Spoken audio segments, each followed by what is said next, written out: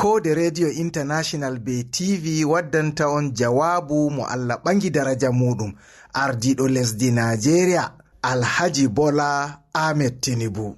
Barkama.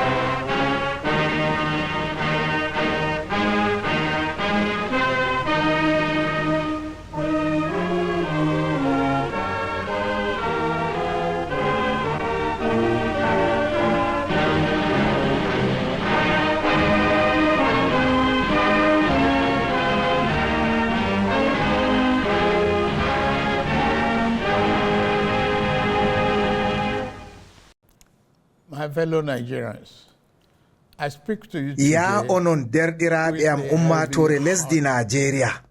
Miɗo wolwana on nder suno ngam anduki hakke ko on tambiniyam yi'ugo wankore be fitina ko wankore man janyi ha diwe men goɗɗe. Yi'ama bangiɗum nder waɗoɓe wankore majum ɗum dereken lesdi Nigeria on marɓe haaje yi'uki lesdi maɓɓe heɓi jahol yeeso be de'ende ha tammude maɓɓe ngam heɓugo ngendam ɓosiɗam hebbitinta. I am especially pained by the loss of lives in Borno. Mi nani nawɗum soyuki yimɓe ha diwal Borno, Jigawa, Kano, Kaduna be diwe goɗɗe be wonnuki nyiɓaloji be nanta kare gomnati ha diwe goɗɗe be pusugo wujja shagoji malla bo butekji ummatore. ɗo yewi alkawal ngal taskitiɓɓe wankore man mbi dow ngal umminta fitina ha ko toyi nder lesdi ɗo.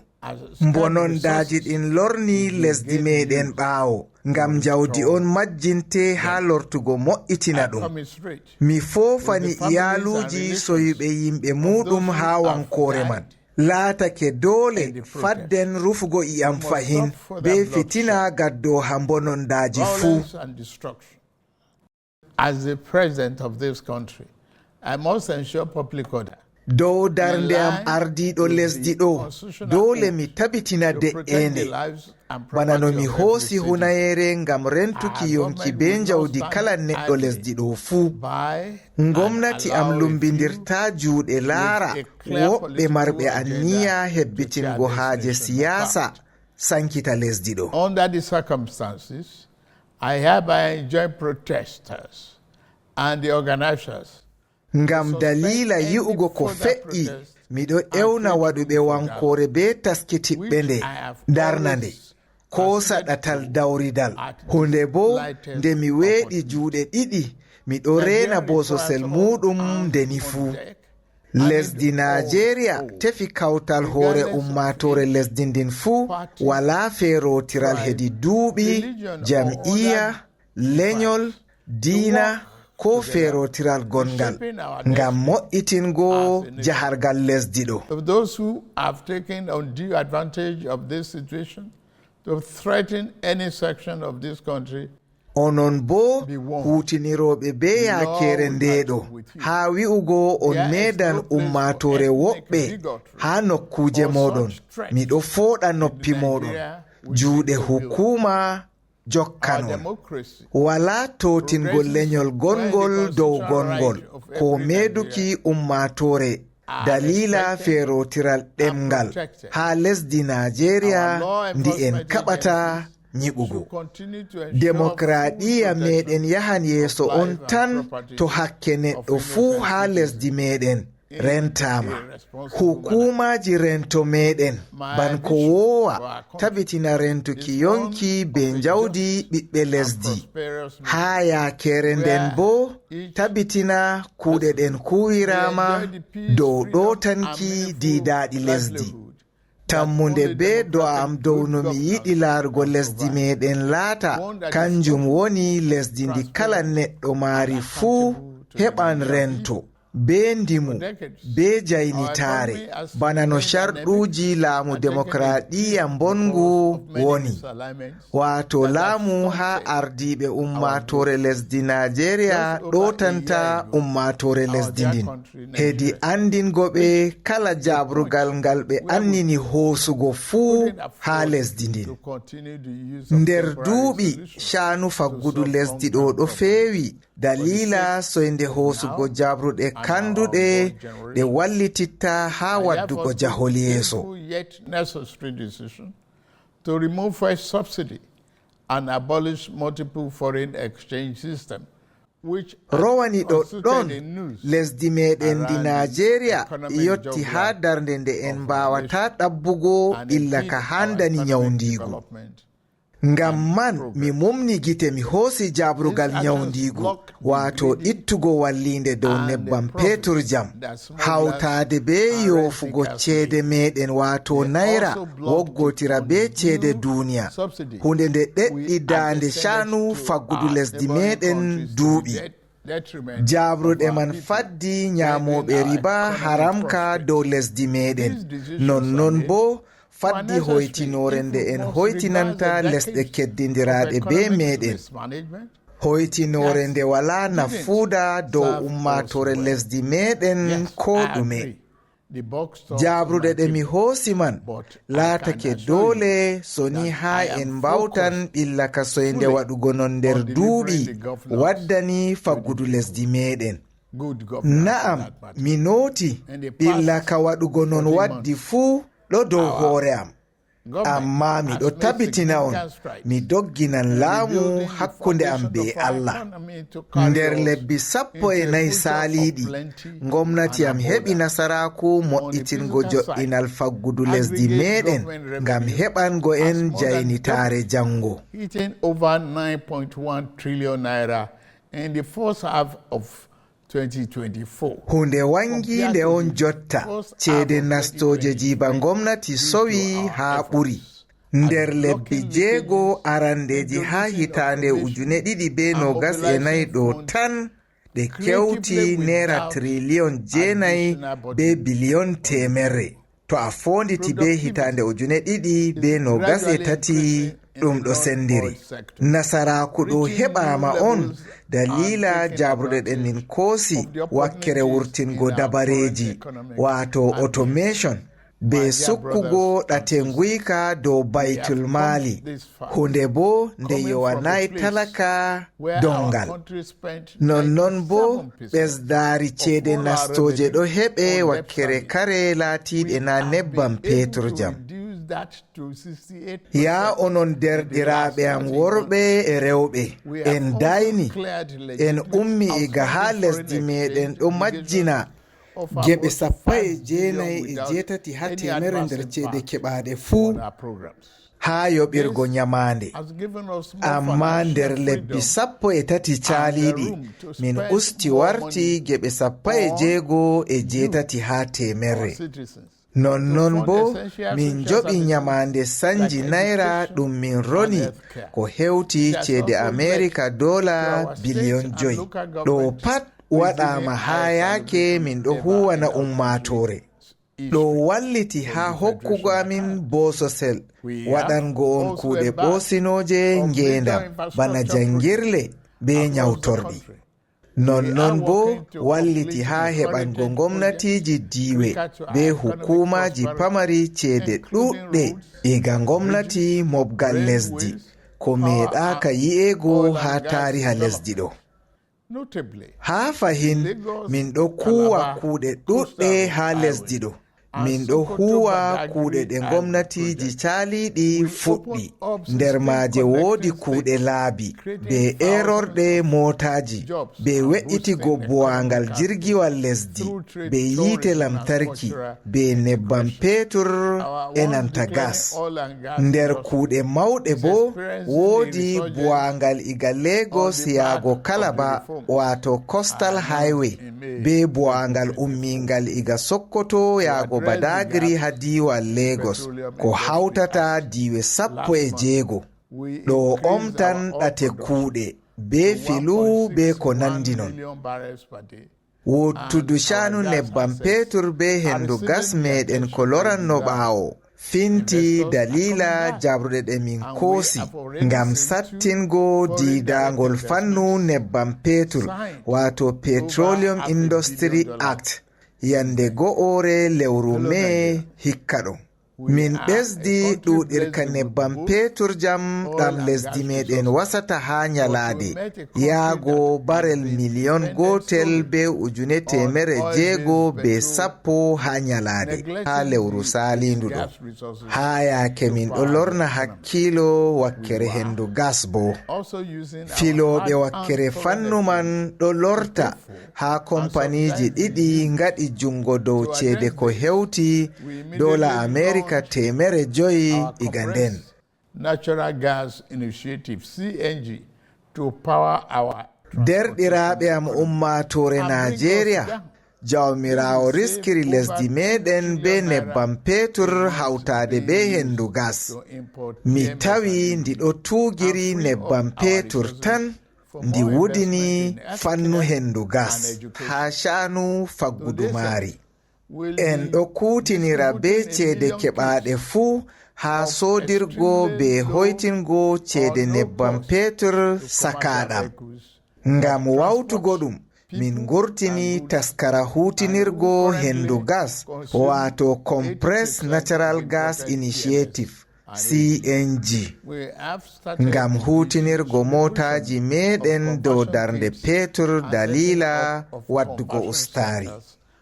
Taskara hutinirgo hendu gas ɗo hoytinan ceede majjinteɗe dow nebbam petur be naira trillion 2 ha lewru fuu. Ceede ɗen wallitan ha nyiɓugo nyawtorɗi be shanu ilmu.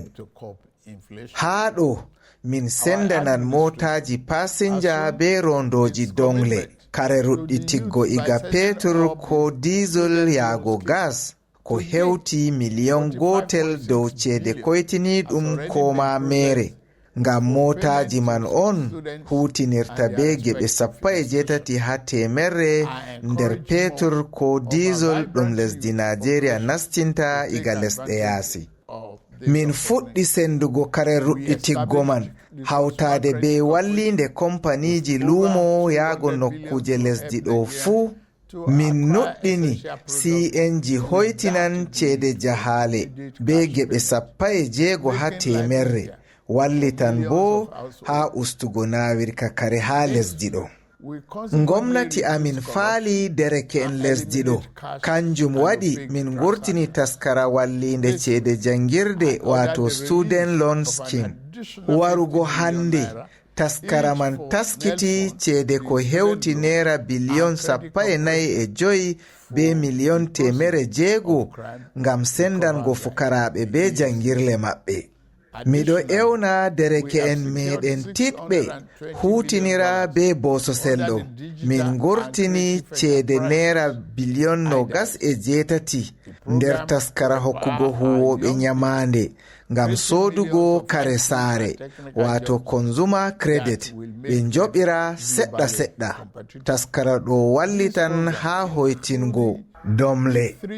Nder asawere ɗo mi umri ɗum hokka taskara Nelfon ceede ko hewti naira biliyon 15 ɗe hukuma EFCC jabti iga kuuɗe haram.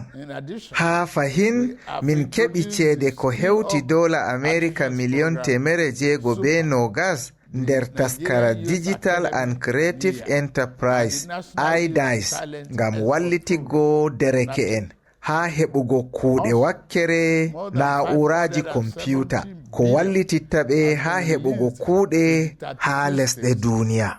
Taskara man wallitan haa eltugo dereke'en ko hewti miliyon 3, amma hunde mettunde waɗoɓe wankoore sankiti nokkure elto man wonde haa Kano.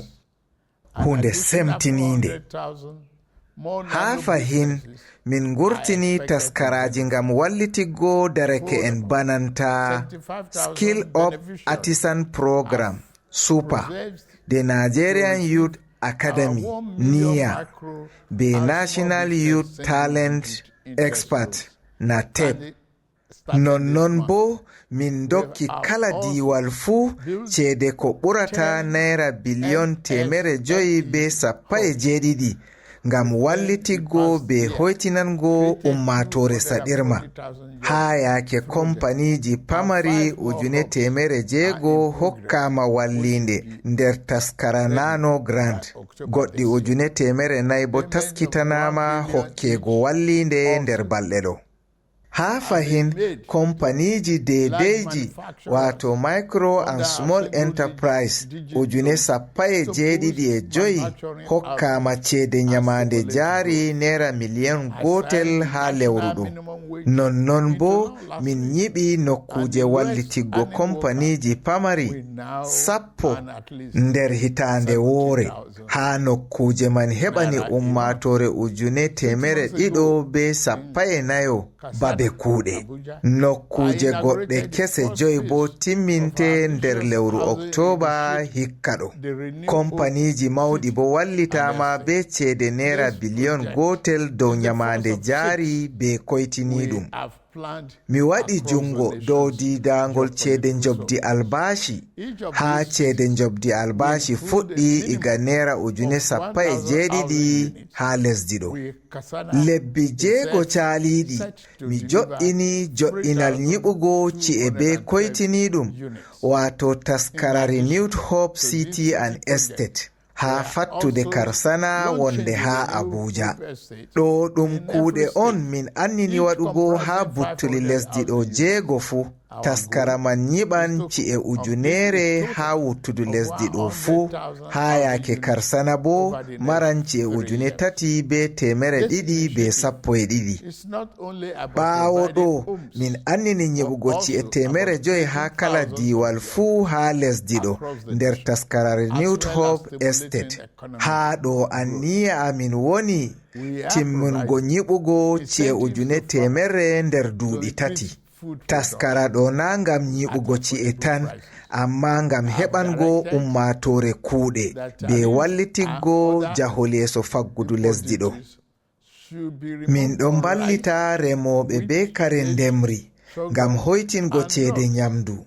Mi hokki umrore ittugo ceede custom malla bo duwan dow marori, butali, gawri, alkamari be lekki. Bakinta lebbi 6 ngam hoytingo naawirka nyamdu. Miɗo waɗa giidal be ngomna en be nanta woɓɓe nder minista en dow no ɗum wallitirta ndemri. Min sendani remoɓe konal jamanu. Anniya amin remugo hektaji miliyon 10 ngam feesingo ko en nyamata. Ngomnati mobgal lesdi hokkan ko handi fuu. Haa yake diwe bo hokkan jayri. Ɗo wallitan haa feesingo kuuɗe be nyamdu.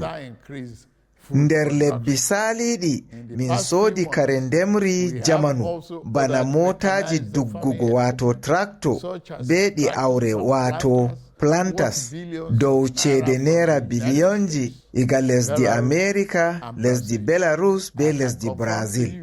Mi tabbitini on kare man ɗo dow laawol. My dear Nigerians, especially our youths, I have heard you loud and clear. Ya onon ummatore Nigeria, sakkontama dereke'en, mi nanani on, mi famani on, miɗo andi nawɗi be mettuɗi ɗi ngaɗi on gaɗata wankore ɗo. Miɗo tabbitina on gomnati am ɗo taskiti nanango on be wawtugo ɓillaji ummatore lesdi ɗo. Amma ande en ɗaccata fitina be bononda sankita lesdi meɗen.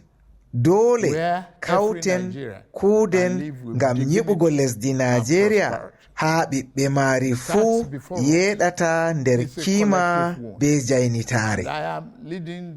Kuugal gongal yeeso meɗen laarani en fuu min on boo ɗo ardanigal dow darnde ardiiɗo mooɗon. Kuuɗe ɗuɗɗe dogginaama ngam fotitingo sha'anu faggudu lesdi meɗen. Miɗo jinni darnde boo ngam tabitingo bote man memi kala neɗɗo Nigeria fuu bana no mi hoosi alkawal. Ngomnati am ɗo huwa jemma e naange ngam moƴƴitingo ɓoosinojum ngeendam ummaatoore, ngam weltinango be heɓango sukaaɓe jaynitaare. Ta jaɓe ko moye fewa on ko majjina on dow ko laarani lesdi moɗon, malla bo wi'a on gomnati lesdi moɗon faalay on, ko ngam bo tammunde moɗon goɗɗum laatay ko saali. En ɗo nder jongore hesre wato renewed hope. Min ɗo kuwana on jemma e naange, wattan majum bo wangan dow ɗo seɗɗa ko moye yi'an matan weltinan. Kauten hoore en fuu meɗen nyiɓen jango wongo ngam ko'e meɗen be zuri'aji meɗen tammuɗi warugo. Cuɓen tammunde dow kultorol, kawtal hoore dow sendotiral, jahol yeeso dow tullitiggo. Faggudu lesdi meɗen ɗo finta. Useni ta tilfe ɗum. Nde yaadake jotta lesdi meɗen ɗo doggina laamu demokradiya ko hewti duuɓi 25, ta jaɓe waywayɓe demokradiya kutinira on haa yewuki diidaaɗi lesdi hedi so'ittingo laamu demokradiya meɗen ɓaawo. Fa'en yeeso yeeso, wala so'ittiggo ɓaawo ɓaawo. Haragare hukumaji rento tabitina jonde jam ɗotango diidaaɗi be de'ende haa lesdi meɗen. Ɓe kuwa bo dow sharɗuji hakke ɓiɓɓe Adama ɗi lesdi Nigeria notani. Mi yetti jawmirawo, mi yetti on be watango am hakkilo.